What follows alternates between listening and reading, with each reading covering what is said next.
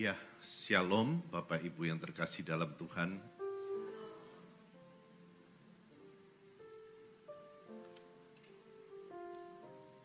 Saya Pendeta Ronald Daniel bersama dengan istri saya Feliani Tenggara.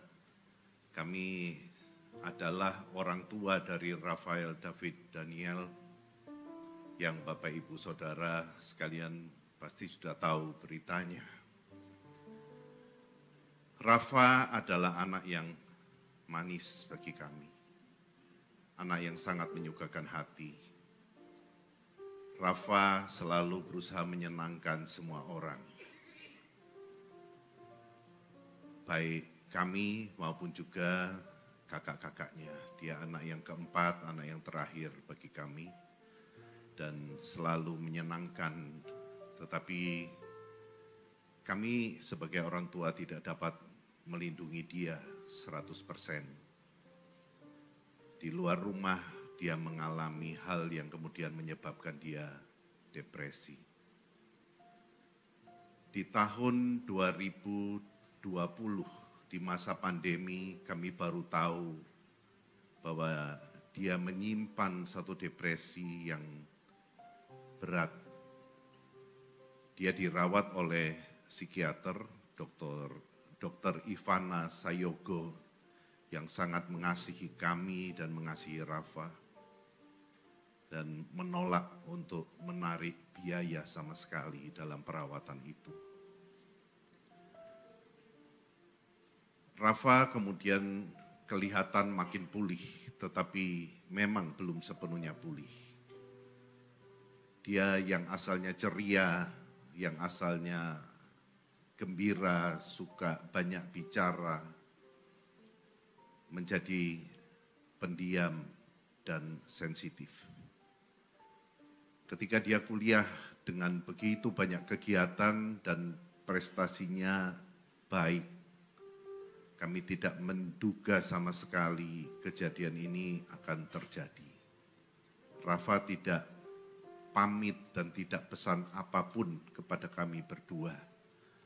Ketika hal itu terjadi, malam harinya kami masih mesbah keluarga bareng. Bapak Ibu, kehilangan ini adalah satu pukulan yang sangat berat bagi kami. Tetapi membuat saya belajar untuk mengerti bagaimana hati seorang bapa kehilangan ketika Kristus harus mati demi dosa-dosa kita. Ini pada awalnya terasa terlalu berat. Tetapi saya sejak dengar berita itu dan saya meraung-raung dalam kesedihan dan bertanya-tanya, kenapa Rafa, kenapa kamu enggak pulang untuk kumpul dengan papi mami dan mengadukan apa masalah yang sedang kamu hadapi. Tetapi Tuhan menguatkan saya bahwa saya satu pesan yang jelas, kamu harus tetap hidup demi istri dan ketiga anak yang lain, Jordan, Evander, dan Gabriela. Dan itu membuat saya berusaha untuk menerima semua ini dengan tetap memuji Tuhan. Karena Tuhan itu baik. Tuhan adalah Allah yang amat sangat baik. Apapun yang saya alami tidak sebanding dengan kebaikannya yang begitu besar bagi kami semua. Dan itu tidak pernah merubah bahwa dia adalah Allah yang maha baik. Itu sebabnya ketika saya mau lihat Rafa untuk terakhir kalinya, saya sempat dilarang dan dicegah oleh teman-teman yang tahu gangguan kesehatan yang sedang saya alami. Tetapi saya bilang enggak, saya harus lihat anak saya. Ketika di ruang diadiasa di ruang jenazah akan dimasukkan ke ruang S.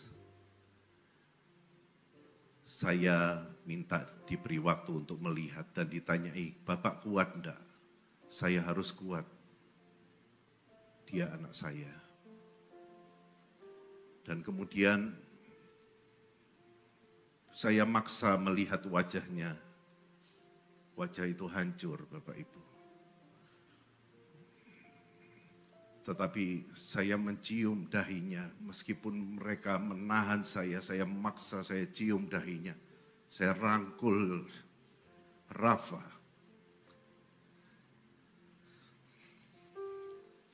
Karena orang tua itu sayang kepada anaknya bukan karena gantengnya, pinternya, atau prestasinya. Tapi karena dia, anak kita. Saya terima semua kondisi yang paling buruk sekalipun. Karena Rafael, anak saya.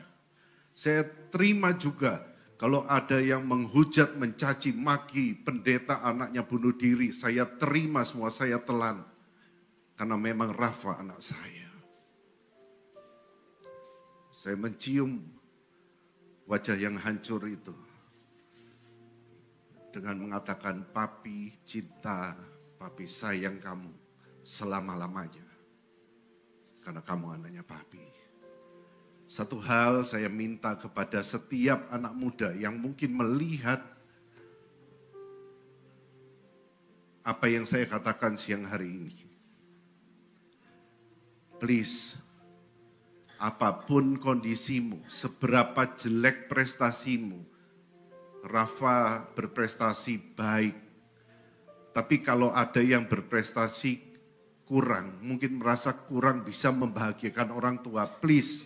Pulanglah, karena orang tuamu lebih suka disusahkan daripada ditinggalkan. Kami tidak punya anak hanya untuk menyenangkan hati kami. Kami tidak punya anak untuk memuaskan ego kami. Tapi kami tersedia untuk melayani dan mengasihi mereka. Jadi please anak-anak, kalian harus pulang ketika punya masalah. Bicaralah dengan orang tuamu. Dan para orang tua, ayolah. Kita hidupkan untuk anak-anak kita. Sediakan waktu. Enggak ada yang lebih penting daripada anak-anak kita dalam hidup kita. Anda enggak perlu merasakan kehilangan seperti saya. Biarlah kiranya setelah ini jangan ada lagi kejadian seperti ini. Jangan ada lagi orang tua yang harus kehilangan anaknya. Jangan lagi ada anak-anak yang tersakiti. Dan jangan lagi ada anak-anak yang suka menyakiti temannya. Hanya karena iri hati, hanya karena kebencian, hanya karena punya masalah dengan orang lain.